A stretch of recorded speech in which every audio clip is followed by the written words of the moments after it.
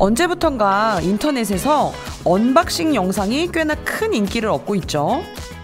드르륵 박스에 붙은 테이프를 뜯어내고 상품을 꺼내는 과정을 함께 지켜보는 건데요.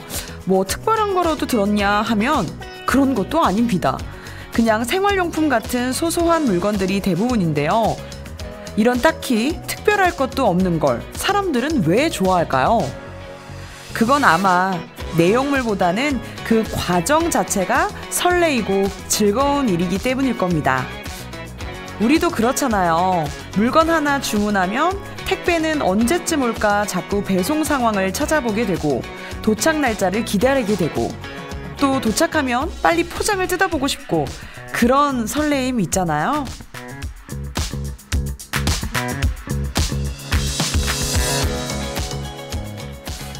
여러분도 오늘은 어떤 이야기가 기다리고 있을지, 어떤 노래를 듣게 될지 그런 설레이는 마음으로 함께 하셨으면 좋겠습니다. 한디가 준비한 내용을 차근차근 언박싱 해드릴게요. 뉴스는 음악을 타고 한주입니다. 지금 시작할게요. 내 모습이 보이지 않아 앞길도 보이지 않아 나는 아주 작은 애벌레 살이 터져 허물 벗어 한 번 두 번 다시 나는 상처 많은 번데기 추운 겨울이 다가와 힘겨울지도 몰라 봄바람이 불어오면 이젠 나의 꿈을 찾아 날아 날개를 활짝 펴고 세상을 자유롭게 날 거야 노래하며 춤추는 나는 아름다운 나비 날개를 활짝 펴고 세상을 자유롭게 날 거야 노래하며 춤추는 나는 아름다운 나비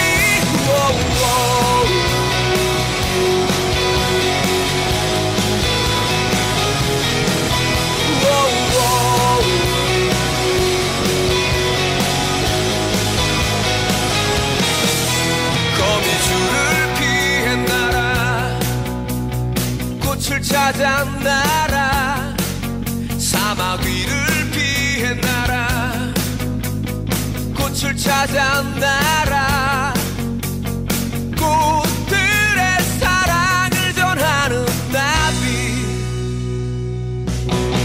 날개를 활짝 펴고 세상을 자유롭게 날 거야 노래하며 춤추는 나는 아름다운 나비 날개를 활짝 펴고 세상을 자유롭게 날 거야 노래하며 춤추는 나는 아름다운 나비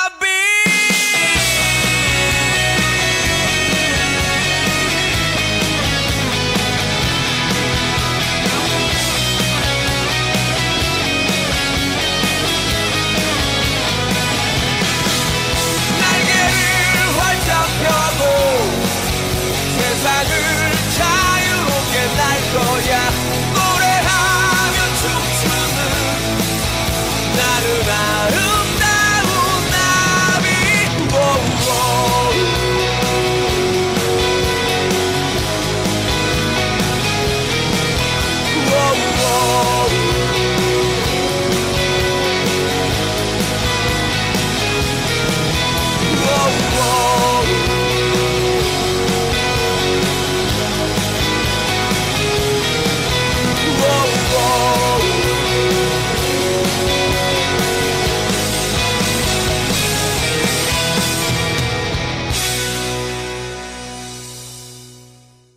안녕하세요. 뉴스는 음악을 타고 한주혜입니다. 반갑습니다, 여러분. 첫 곡으로 들으신 곡은요, YB의 대표곡이죠. 나는 나비였습니다. 도심에선 사실 나비를 잘 볼 수는 없지만 자연으로 한 발짝 들어가면 정말 다양한 나비를 만날 수 있죠. 노랑나비, 호랑나비, 그리고 하얀 나비도요. 저도 지난 주말 지인들과 산에 갔다가 하얀 나비를 만났습니다. 하얗고 노란 들꽃 위에 살며시 앉아있는 모습이 얼마나 신기하고 반갑던지요. 그 여운이 아직까지 남아있네요. 뉴음타는 오늘도 좋은 음악과 유익한 우리 지역 소식 많이 준비했으니까요. 여러분은 그냥 나비처럼 사뿐하고 우아하게 들어주시면 됩니다.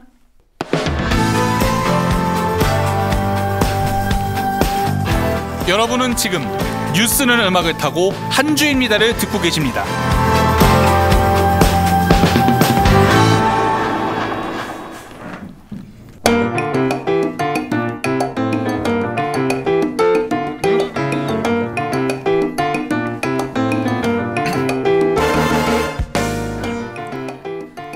지난주 퀴즈 정답 알려드릴게요. 많은 분들이 맞춰주셨는데요. 정답은 바로 3입니다. 우리 민족에게 완성된 수, 온 세상을 의미하는 숫자는 뭘까요?가 문제였죠. 힌트를 3, 3번 작심삼일이라고 제가 아주 적나라하게 내드린 기억이 나네요. 커피 쿠폰 받으신 분들 진심으로 축하드리고요. 이번 주도 뉴음타 가족을 위해 한디가 퀴즈와 선물을 준비했습니다.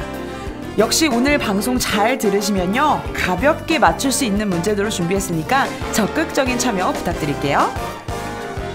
지난주 댓글 중에 세탁기 돌려놓고 소파에 누워 듣고 있습니다. 어느새 목요일이 기다려지네요. 라는 내용이 있었는데요.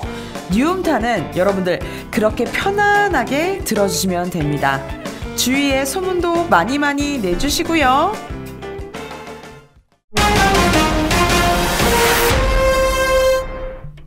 첫 순서는 한 주간의 경기 인천 지역 이슈 중 유익한 뉴스만 골라 전해드리는 순삭뉴스 코너입니다.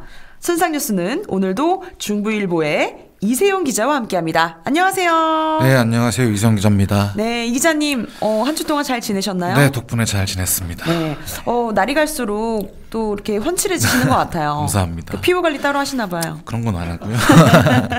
반갑습니다. 네. 점점 이렇게 한 주가 거듭될수록 소식들이 굉장히 흥미로워지는 것 같아요. 오늘은 어떤 소식이 준비되어 있는지 기대가 됩니다. 네, 오늘 제가 준비한 첫 번째 소식은 개인정보니까 지방의회 7곳 의원 겸직 여부 안 밝혔다입니다. 근데 그 개인정보가 소중한 것은 알겠는데요. 의원들의 겸직 여부는 법적으로 공개해야 하는 사안 아닌가요? 네, 맞습니다. 잘 알고 계신데요. 지방자치법 제43조 제4항을 보면요. 지방의회 의장은 소속 의원들이 겸직 신고를 하면 이 정보를 1년에 한 번 이상 지방의회 홈페이지에 게시하거나 아니면 지자체 조례에서 정한 방법에 따라 공개해야 하는데요. 그런데 경실련이 지난 4월 4일 경기도 의회 및 도내 31개 시군의회를 상대로 겸직 공개 실태를 조사한 결과 7개 지방의회가 겸직 신고 공개 의무를 위반한 것으로 밝혀졌습니다. 어느 지방의회가 겸직 공개 의무를 위반한 거죠? 궁금한데요. 네, 그 경실련 발표에 따르면요. 가평, 광명, 남양주, 수원, 시흥, 여주, 연천 등 7개 지방의회가 겸직 신고 공개 의무를 위반한 것으로 밝혀졌고요. 또 경기도 의회 및 22개 시군의회는 보수 정보 등을 빼고 일부 정보만 공개하고 있는 것으로 알려졌습니다. 이에 경실련 측은 각각의 지방의회를 상대로 겸직 정보 및 보수 정보를 미공개한 이유와 그 향후 공개 계획 등에 대한 질의서를 조사 하루 뒤인 4월 5일에 보냈습니다. 어떤 반응들이 있었나요? 네, 우선 겸직 신고 공개 자체를 하지 않았던 7개 지방의회들을 먼저 살펴보겠는데요. 네? 수원시 의회와 연천군 의회의 경우에는 경실련이 질의하기 전에 공개를 진행한 것으로 알려졌고요. 또 가평군 의회와 여주시의회는 경실련 질의 이후 보수 정보 등을 포함한 의원들의 겸직 현황을 공개했습니다. 또 남양주시의회 경우에는 겸직 여부는 공개했으나 네? 보수 정보 등은 누락시켜서 게시했고요. 어허. 또 광명시의회는 공개 여부를 검토 중이라고 답변했습니다. 또 시흥시의회 같은 경우에는 질의에 대한 답변도 없었고 또 겸직에 관한 어떠한 정보도 공개하지 않았습니다. 시흥시 의회의 행태는 이해가 안 되는데요.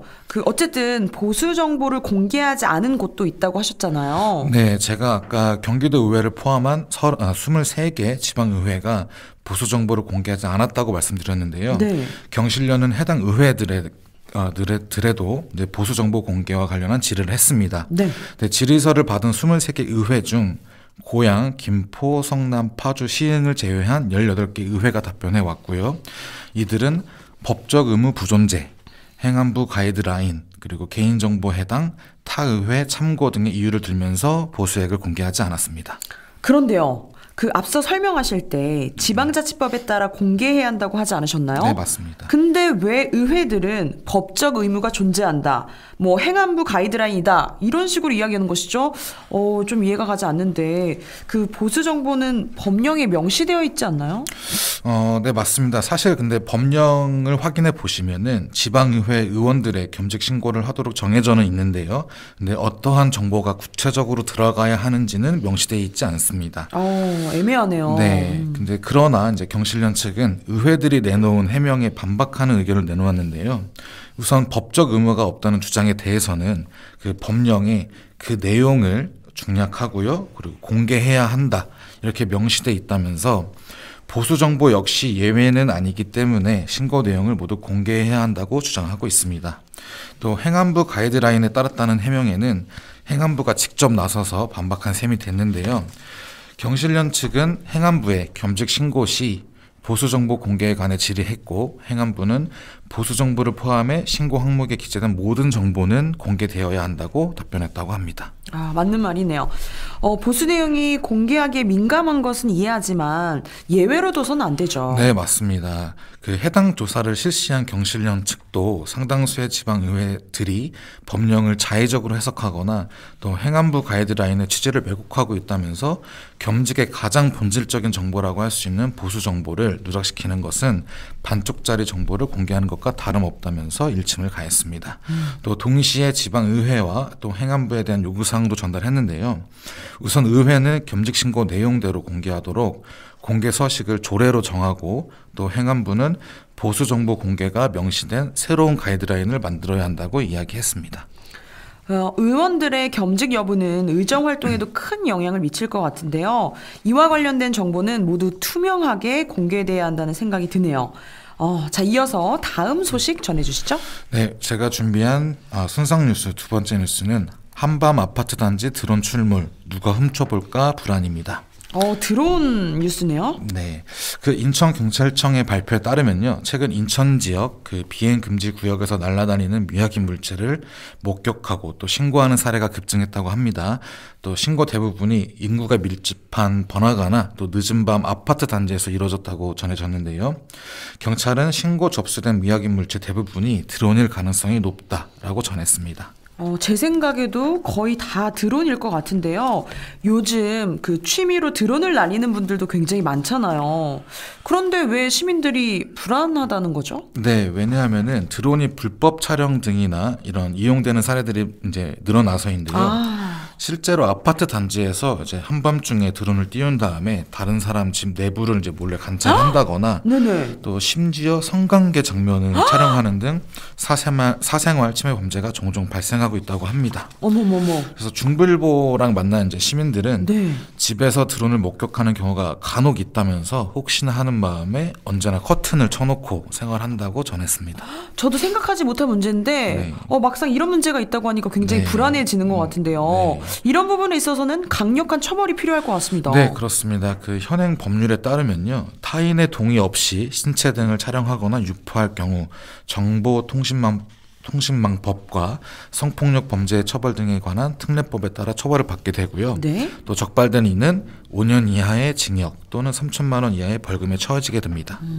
사실 마음 먹고 범죄를 저지르기 위해 드론을 띄우는 사람도 있겠지만 네. 사실상 관련 법을 잘 몰라서 네. 그냥 무심코 드론을 날리는 사람들도 많잖아요. 네, 맞습니다. 그래서 제가 주의사항 몇 가지를 좀 알려드리려고 하는데요. 네, 주의사항 여러분들 주의해서 좀 들어주시길 바라겠습니다. 네.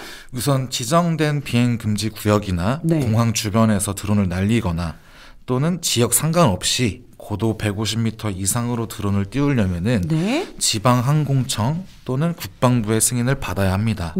또 해가 진 이후, 또 해가 뜨기 전 아파트 단지 등에서 드론을 띄우면 사생활 침해 등의 목적을 가지고 있다고 판단해서 범죄로 간주하고 처벌받을 수 있습니다. 네. 또 음주를 한 이후에 술을 마시고 난 다음에 드론을 날려서도 안 되고요. 또 드론에 무엇을 매달아 날렸다가 투하하는 것도 금지입니다. 또 인구가 밀집한 지역에서도 날리면 안 되고요. 또 드론의 소유자 정보를 반드시 기재해야 합니다. 이와 같은 준수사항을 지키지 않으면 드론 운전자에게 최대 200만 원의 과태료가 부과됩니다. 청취자 여러분 잘 들으셨죠?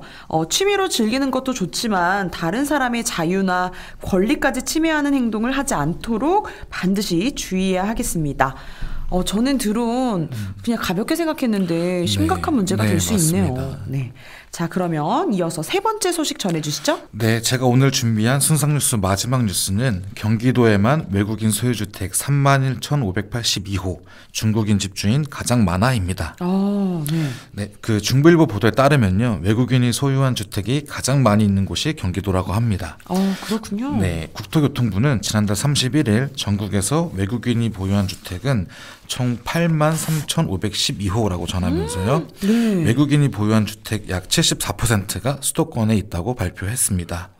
또 경기도 소재 주택은 31,582호로 약 38%를 차지하고 있고요. 또 인천 지역의 경우는 외국인이 소유한 주택에서는 8,034호로 약 10%를 차지하고 있는 것으로 알려졌습니다. 경기도가 많네요. 네.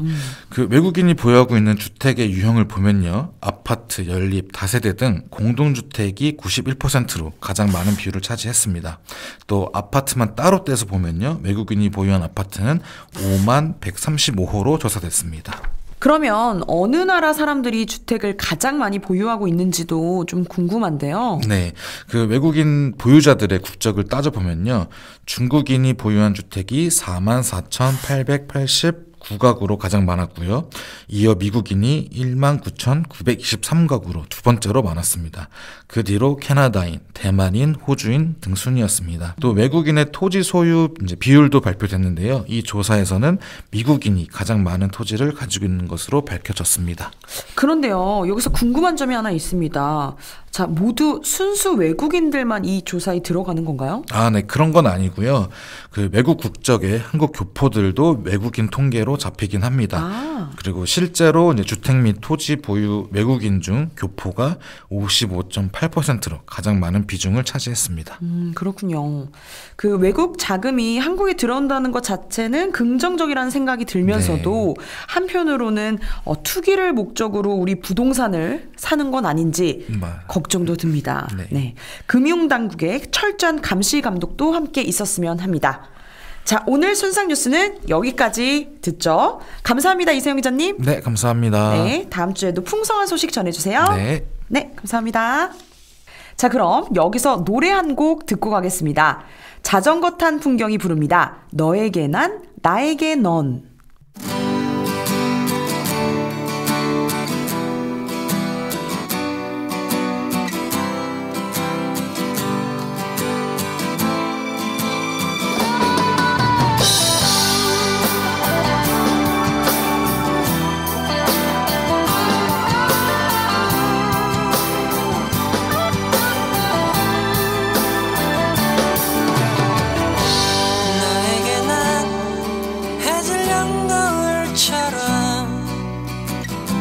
한편의 아름다운 추억이 되고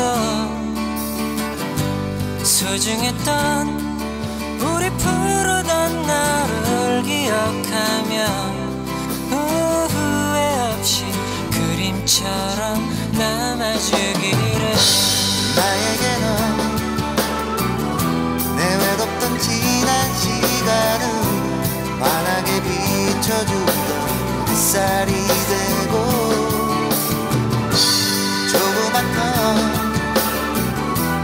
너의 하얀 손 위에 빛나는 보석처럼 영원의 약속이 되어 너에게 난 해질녘 노을처럼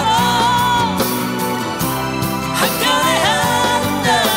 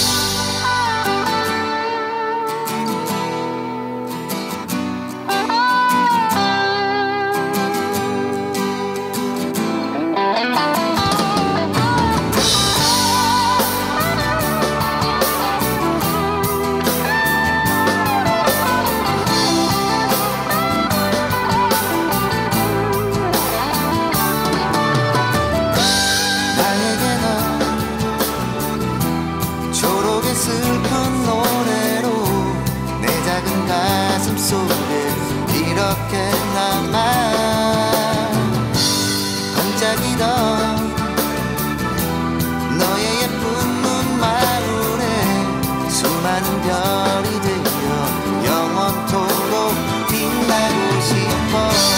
너에게 난 해질녘 노을처럼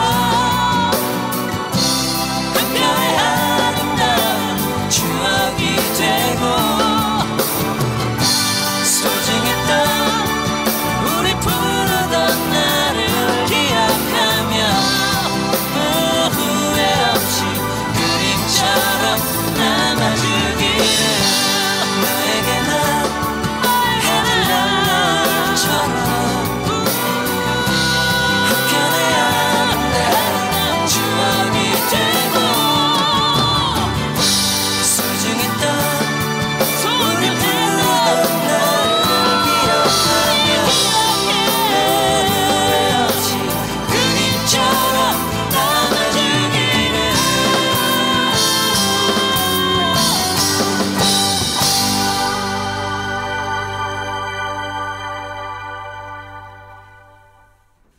네, 노래 듣고 왔습니다.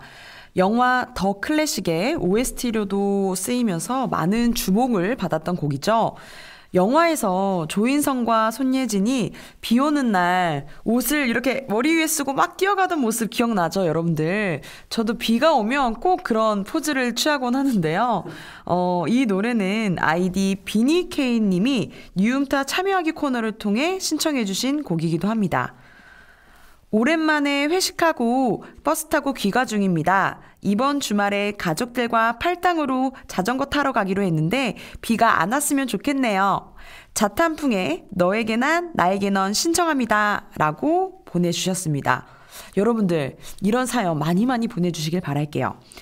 요즘에 미세먼지도 없고 날씨가 정말 좋은 것 같아요.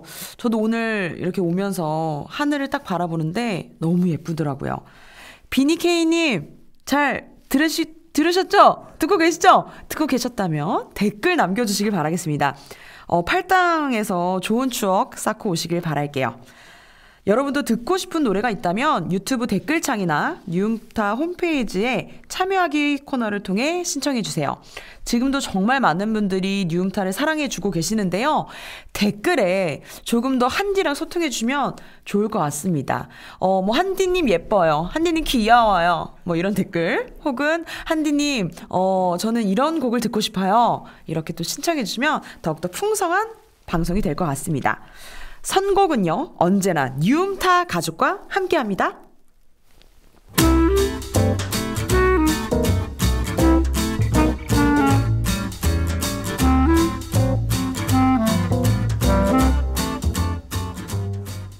다음은 우리 지역과 연관된 아시아 문화를 스토리텔링 형식으로 재미있게 풀어주는 김영국의 글로컬 이야기 시간입니다. 제가 제일 최애하는 코너잖아요. 오늘도 글로컬 스토리텔러 김영국 박사님 나오셨습니다. 안녕하세요. 네, 반갑습니다. 박사님, 저 성격 급해요. 오늘 또 어떤 얘기예요? 제가 혹시 오늘 계속 우리 한주혜 아나운서를 옆에서 지켜보고 있는 거 느끼셨나요? 느꼈죠. 그래요? 네. 오늘 옷 입으신 것도 그렇고 한떨기 꽃 같아서. 이렇게 자연스럽게. 그렇다면 오늘의 주제는 저와 똑같이 닮은 꽃 이야기인가요? 아마 똑같이 닮은 꽃은 못 찾겠지만 네. 여하튼 이제 며칠 전에 현충일이 지나기도 했어요. 네. 그리고 이제 한국 사람들에게 정말로 의미 있는 꽃 중에 꽃이라고 하면 네. 무궁화 그쵸. 이야기가 될 수 있겠죠. 예. 그러면은 오늘은 무궁화에 대해서 먼저 이야기해 주시는 건가요? 예, 그럴까 합니다. 그러니까 사실 우리 한국 사람들이 무궁화를 국화라고 생각을 할 것 같아요. 맞아요. 나라꽃이라고. 네. 근데 사실 어떤 법적 근거도 없어요. 그냥 우리는 아주 오래전부터 네. 무궁화가 우리나라를 상징하는 꽃이다 이렇게 생각을 하겠죠. 네. 그래서 이제 그럼에도 불구하고 그러면은 어떻게 해서 우리나라 꽃으로 관습적으로 무궁화가 자리하게 되었는가 이런 얘기를 좀 들려드릴까 해요. 중국의 이제 오래된 고전인 산해경에 보면은 네. 이제 당시는 고조선 정도 됐겠죠. 고조선 시대에 우리나라를 지칭하면서 군자의 나라가 북방에 있는데 그들은 옷을 깔끔히 입고 칼을 차고 짐승을 먹이고 호랑이를 곁에 두고 부리며 사냥하기를 좋아하고 다투기를 싫어한다. 오. 이렇게 소개를 했어요. 뭔가 멋있다. 그렇죠. 네. 그러면서 이제 그 나라에는 훈화초가 많다라고 얘기를 했는데 네. 그 훈화초라는 것은 아침에 피었다가 저녁에 시든다라고도 설명을 했어요. 네. 근데 바로 그 훈화초가 무궁화입니다. 오. 그래서 그런지 무궁화 꽃의 나라다라는 의미로 근역, 그러니까 근자가 무궁화 근자인데 무궁화가 피는 나라다라고 해서 근역이라고도 이 한반도를 칭했습니다. 우와, 처음 듣는 이야기예요. 그러면 무궁화의 유래가 정말 오래된 거네요? 그렇게 볼 수 있을 것 같아요. 우선은 그 무궁화를 그 무궁하다라고 얘기하면 무궁무진하다. 그러니까 끝이 없다. 뭐 이런 얘기겠죠. 무궁무진이 무궁화에서 나온 거였어요? 와, 처음 알았어요. 아니요, 꼭 그런 건 아니지만 우리가 그만큼 이제 무궁무진하다라고 얘기할 때 쓰는 것처럼 그러한 뜻을 가지고 있어요. 그래서 끊임없이 피고 지는 꽃 그렇잖아요. 그러니까 아마 노랫말도 대충 기억하시죠. 피고 지고 또 피어 무궁화라네. 뭐 이런 의미 속에서도 담겨 있을 것 같아요. 네. 그런데 이 무궁화와 관련된 이야기는 네. 사실은 슬픈 또 러브 스토리이기도 합니다. 어머, 박사님 저 또 러브 스토리 너무 좋아하잖아요. 그래. 좀 빠질까봐 내가 걱정이 되긴 하는데. 오늘은 또 어떤 슬픈 러브 스토리죠? 그래요. 그래서 이제 사실 그 꽃을 여성의 비유를 하는 것처럼 이것은 꽃이 가지고 있는 아름다움 때문일 것 같은데. 네. 역시 이제 옛날에 우리나라의 어느 북부 지역에 그 아리따운 여자가 살고 있었는데 그는 이제 결혼을 한 상태였어요. 그런데 남편은 앞을 보지 못하는 사람이었다고 합니다. 그럼에도 불구하고 이 아내는 남편을 극진하게 보살펴 줬다고 해요. 어머, 또 이 소문, 찐사랑이다. 예, 그렇죠. 근데 이 소문이 밖으로 안 넘어갈 수 없겠죠. 네. 그러니까 이제 그 고을에 살던 원님뿐만이 아니라 돈 좀 있고 권력 좀 있다라고 하는 사람들은 다 이 여자에게 눈독을 들였어요. 세상에 꼭 이런 문제가 생긴다니까요. 그러니까 말이에요. 네. 저도 남자지만 좀 창피하고 미안하고 그렇습니다. 와. 그래서 이제 그 마을의 원님이 결국 이 여자를 강제로 데리고 갔어요. 잡아갔어요. 꼭 이래 정말. 정말로 나쁜 놈들 많죠. 그래요. 그래서 그런데 이제 아무리 회유를 해도 또 이게 절개를 꺾으면 또 이 아름다움이 나오지 않지 않겠습니까? 그렇죠.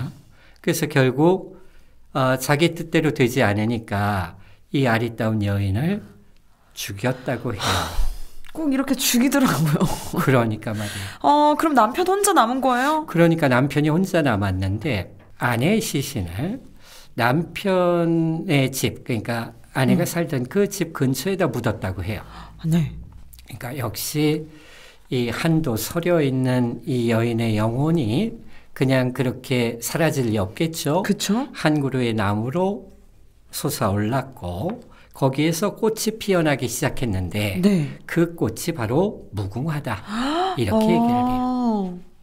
그러니까 이 무궁화가 정말로 피고 지고 또 피면서 남편에 대한 애틋한 사랑을 표현하는 듯한 뭐 그런 꽃으로 자리를 했겠죠. 이 스토리 약간 어디서 많이 뭔가 들은 듯한 그 원앙 이야기랑 좀 비슷한 것 같아요. 그래요. 그렇습니다. 그쵸? 대개의 이야기들이 꽃과 관련된 이야기들이 그러하기도 해요. 그런데 이제 이 사랑이라는 측면에서 같지만 남녀 간의 사랑이 아니라 네. 신하가 임금에 대한 사랑의 이야기로도 더 전해지는 이야기가 있어요. 우와, 어떤 이야기죠? 예, 고려 시대 때인데요. 고려 16대 왕인 예종 때 일이라고 합니다. 네. 예종이 총애하는 신하가 3명이 있는데 3명이 모여서 네. 뒷담화들을 하는 거예요. 그러니까 뭐 누구는 어떻고 막 이러는데 쟤 진짜 별로지 않냐? 그렇지. 뭐 그런 식으로 했겠죠. 그런데 이제 그 중에 구씨 성을 가진 한 신하만 네. 그런 소리를 싫어했대요. 오. 그래서 이렇게 얘기를 한대요. 쓸데없는 소리 하지 마시오. 그 친구를 욕하면 내 얼굴에 침을 뱉는 것이요. 오. 라고 했다고. 어머. 그럼 나머지 친구들이 어떻게 생각을 했을까요? 굉장히 민망하죠. 무안하고. 그렇죠. 그러면서 또 재수없어 했을 거예요. 그러니까요. 그러니까 왕따 당했겠죠. 아. 왕따를 당하는 것으로 끝나는 게 아니라 뭔가 모함도 했겠죠. 바로 이 구시성을 가진 신하도 네. 모함을 당해서 역적으로 몰리게 됐어요. 아. 그런데 왕이 총애하는 신하였고 하니 네가 역적으로 몰린 한 너를 사형을 시켜야 되지만 그래도 그간의 정을 생각해서 귀양을 보내겠다 했대요. 그러면 자기 진심을 몰라주는 임금이 원망스러웠을 법도 한데 그쵸. 이 신하는 그럼에도 불구하고 임금이 계신 쪽을 향해서 임금님 만수건무강하십시오 하면서 배려를 했다고 해요. 그 정도로 이제 충성심이 강했던 거예요. 그러니까 이 모습을 보면서 하인들이 아니 날이 이렇게 귀양을 와서 제대로 드시지도 않고 임금을 향한 그 사랑만을 얘기하니 그러지 말고 좀 잘 먹고 지냈으면 좋겠다라고 했다고 해요. 네. 근데 그럼에도 불구하고 이 구시성을 가진 신하는 네. 식음도 전폐하고 뭐 임금을 향한 그 일편단심을 표현했다고 그래요. 그 역시 이 죽음에 이르자 양지 바른 곳에 묻어줬더니 네. 또한 나무가 무궁화로 자라났다. 이런 얘기를 해요. 무궁화에 얽힌 스토리가 굉장히 그렇죠. 많네요. 그래서 이제 무궁화의 종류가 대단히 많습니다. 어느 정도로 많을 것 같으세요? 몇 종류나 될 것 같으세요? 제가 많다라고 얘기를 했는데. 무궁화의 종류요? 네. 많으면 5종? 조금만 더 쓰면.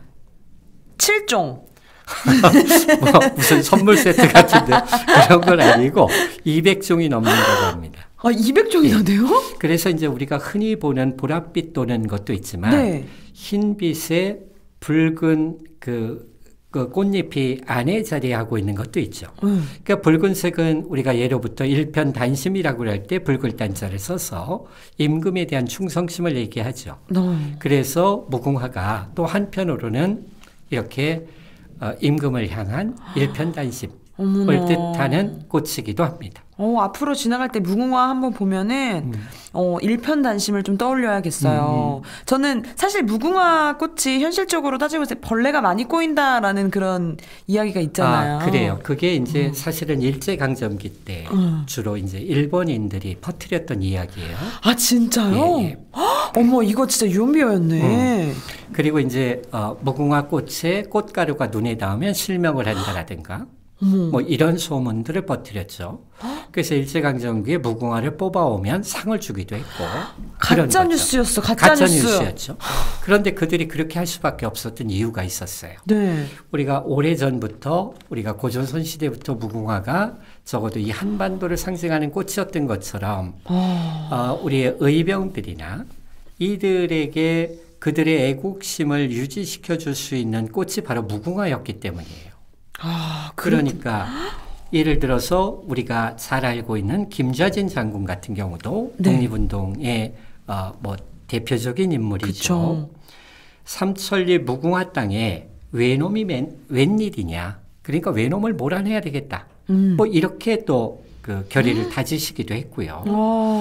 또 이제 매천 황현 선생께서는 네. 짐승도 슬피 울고 강산도 슬픔에 젖었네. 무궁화 이강산이 이젠 침몰되어 버렸네. 이렇게 나라를 잃을 슬픔을 또 시로서 남기기도 했습니다. 너무 절절하네요. 그리고 또 어떤 그래서 이제 그러면 다른 나라는 또 어떤 꽃들을 나라꽃으로 하고 있을까라는 궁금해요. 것을 좀 소개를 할게요. 네네. 파키스탄의 국화는 수선화라고 합니다. 수선화라고 얘기하면 나르시소스가 생각이 날 것이고 네? 물에 비친 자신의 모습을 보면서 너무나 미소년이 앉아 있어서 해지는 줄 모르고 있다가 발가락에서 뿌랭이가 내려서 결국 수선화가 되었다는 어머. 이 아름답고 슬픈 이야기가 바로 수선화 저 아니겠습니까? 같은 이야기네요. 저를 만들었어요. 그래서 이 나르키소스 뭔가 예. 낯익은 용어 같은데 그래. 나르시시스트 뭐 이런 이야기는 그렇죠. 그쵸? 이제 뭐 그 자기의 주의자들 뭐 이렇게 얘기를 하죠. 제가 진짜 대표적인 나르시스트. 그래. 나르시시즘 뭐 이렇게 얘기를 하죠. 네. 그래서 파키스탄에서 수선화를 국화로한 것은 이만큼 자신을 사랑하는 그런 국민들이 됐으면 하는 그런 바람을 담고 있다고 해요. 저는 또 이렇게도 한번 칭해보고 싶어요. 수선화는 love yourself. 그래요? 자신을 사랑하는 거예요. 그 BTS 제가 팬으로서 그래요? 우리 BTS 가수분들이 또 Love Yourself 엄청 또 글로벌하게 널리 알렸잖아요. 네. TMI였습니다. 제가 그 얘기를 몰랐어. TMI였습니다. 네. 그리고 이제 라오스의 또 꽃은 네. 독참파라고 얘기를 하는데 네. 그 이름이 좀 처음 들어봐요. 예, 독참파라고 하는데 독참파는 그 두 여인의 그 질투와 관련된 이야기가 들어 있어요. 또 질투 얘기 재밌죠. 그렇죠. 두 부인을 둔 그 남자가 있었는데 네. 첫째 부인과 둘째 부인 사이에 어떤 그 시기 다툼 뭐 네. 이런 것이 이 이야기 속에 들어 있습니다. 어. 그 라오스에 어느 마을이 있다고 해요. 네. 그 마을에 왕에게 시집을 간 둘째 부인이 그 4명의 아이를 낳았다고 해요. 네. 그런데 이제 첫째 부인이 질투를 하는 거예요. 네. 질투를 해서 이 아이들을 강에 던져버렸대요. 음. 그러니까 이제 죽으라는 뜻이었겠죠. 그런데 이제 그것도 귀한 사람들의 인연으로 이 아이들을 건져서 잘 키웠나 봐요. 네. 그런데 또 이 소식을 첫째 부인이 알았어요. 네. 그래서 다음에는 독을 먹여서 독살을 했어요. 어머나 무섭다. 그렇게 죽고 났는데 이 아이들을 이 아이들을 구해줬던 그 노부부가 이 아이들을 정원에 묻었더니 그 자리에서 꽃으로 피어났다. 그래서 이 꽃은 매우 향기로워서 전 도시를 덮을 정도였다. 그런데 이렇게 이제 슬픈 이야기가 아니라 네. 새드 엔딩이 아니라 해피 엔딩으로 됐어요. 이 아이들이 다시 또 사람으로 환생을 했다라고 얘기를 합니다. 오.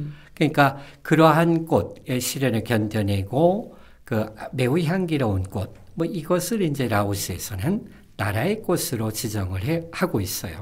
그렇군요. 그래서 이제 그 라오스 사람들은 그 나라 사람들의 어떤 정신적 상징이 되었으니까 우리의 무궁화처럼 시련을 견뎌내는 꽃이 되었기 때문에 고향을 떠나갈 때도 이 꽃을 지니고 가고 또 이제 라오스가 불교 국가니까 부처님께 헌화를 할 때도 꽃을 올릴 때도 이 꽃을 올리고 또 이제 방문객이나 친구들에게 목걸이로 만들어주기도 하고 뭐 이렇게 쓰이고 있다고 합니다. 와, 저 이렇게 오늘 방송 이후에 독참파라는 꽃 한번 찾아봐야겠어요. 꼭 한번 찾아보세요. 네, 어떻게 생겼는지 너무 궁금합니다. 매우 향기로워요. 아, 향기로워요. 네. 양재꽃 시장을 가야 될까 봐요.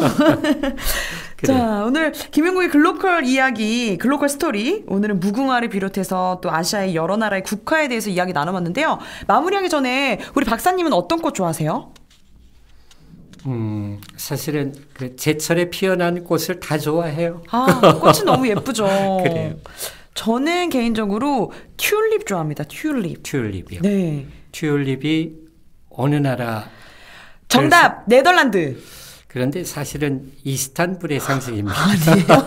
그러니까 우리가 이렇게 오해하고 있는 것들이 있을 것 같습니다. 그러니까 전 참 단순한 사람이에요. 자, 이렇게 다양한 꽃 이야기에 대해서 재밌는 이야기 나눠봤는데요. 오늘도 또 즐거운 주제로 이야기 나눠주셔서 너무 감사합니다. 네, 다음 시간에도 기대할게요, 박사님. 네, 수고하셨습니다. 그럼 노래 한 곡 듣고 가겠습니다. 오늘은 꽃에 얽혀있는 얘기를 들어봤는데요. 나라마다 참 슬프고도 아름다운 이야기가 많네요. 꽃처럼 미성이 아름다운 가수죠. 조관우의 꽃밭에서 띄워드릴게요.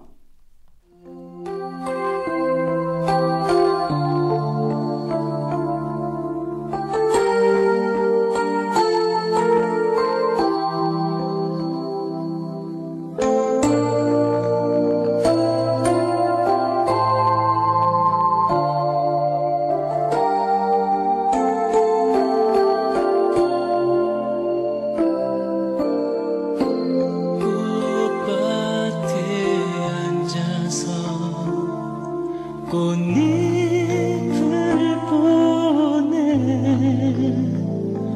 고운 빛은 어디에서 왔을까 아름다운 꽃이야 꽃이야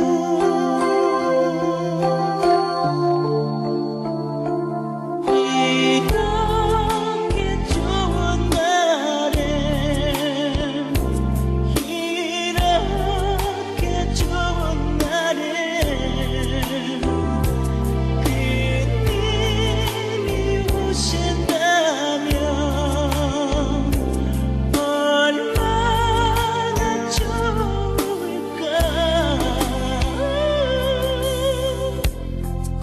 꽃밭에 앉아서 꽃잎을 보네 고운 빛은 어디에서 왔을까 아름다운 꽃송이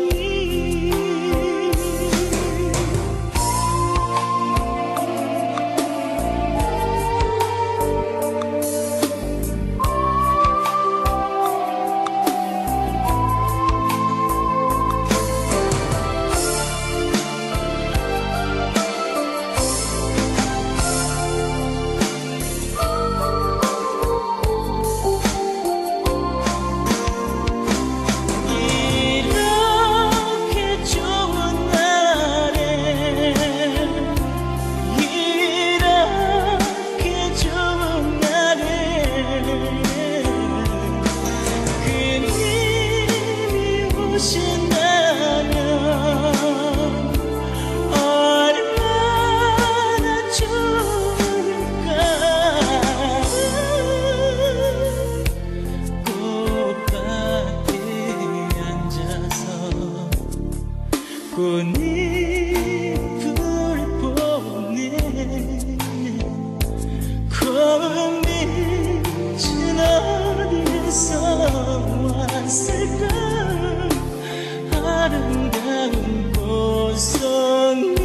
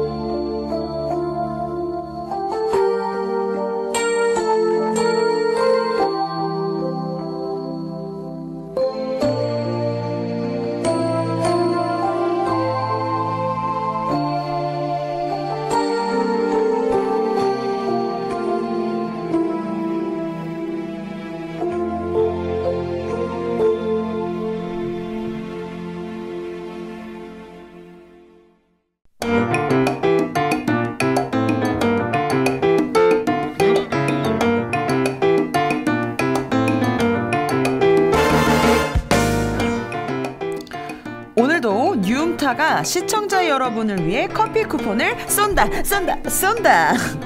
오늘 김용국의 글로컬 이야기 잘 들으시다면 쉽게 맞출 수 있을 겁니다. 문제 나갑니다. 우리나라의 국화는 무엇일까요? 입니다. 여러분들 너무 쉽죠? 그죠? 초등학교 졸업하신 분들이라면 저는 충분히 맞출 수 있는 쉬운 문제라고 생각이 드니까요. 정답 많이 맞춰주시길 바라겠습니다. 오늘은 따로 힌트를 드리지 않을게요. 퀴즈 참여는 중부일보 유튜브 채널 6월 8일 뉴음타 영상 그리고 퀴즈 참여 관리자 댓글을 통해 하시면 되고요. 퀴즈 풀고 여러분들 시원한 아도 함께 받아가세요. 네, 어느새 마칠 시간이 왔습니다. 마지막으로 준비한 곡은요. 유희열 특유의 슬픔과 경쾌함이 함께 묻어나는 곡이죠. 바로 토이의 뜨거운 안녕 보내드리면서 오늘 순서 마무리하도록 하겠습니다. 제가 또 개인적으로 좋아하는 노래이기도 한데요. 여러분들 오늘 방송 언박싱 어떠셨나요? 괜찮으셨다면 주위 사람들에게 널리 널리 알려주세요. 저희 뉴움타 너무 재밌잖아요. 너무 신선하잖아요. 그죠? 공유는 사랑입니다. 여러분들 주말 잘 보내시고요. 다음 데이트까지 행복하세요. 지금까지 DJ 한지였습니다. 오늘은 모른 척 해줘.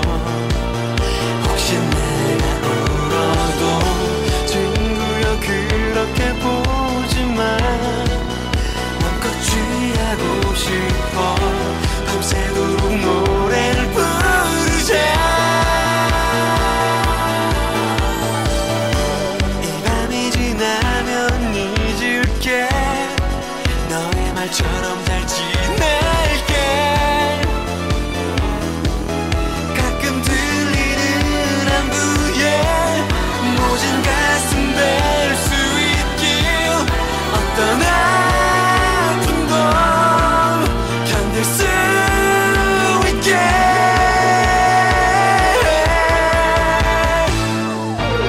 소중했던 내 사랑을 이젠 안녕. 사랑하게 반짝이는 눈동자여. 사랑했던 날들을 이젠 안녕. 달빛 아래 타오르는 붉은 입술. 떠난다면 보내드리리. 뜨겁게 뜨겁게요.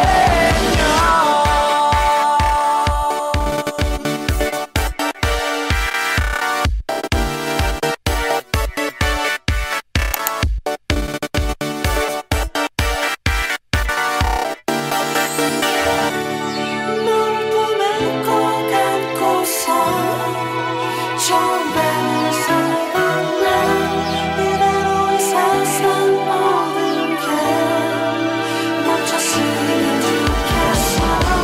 수줍은 너의 목소리 따뜻한 너의 체온 이 순간이 영원하라.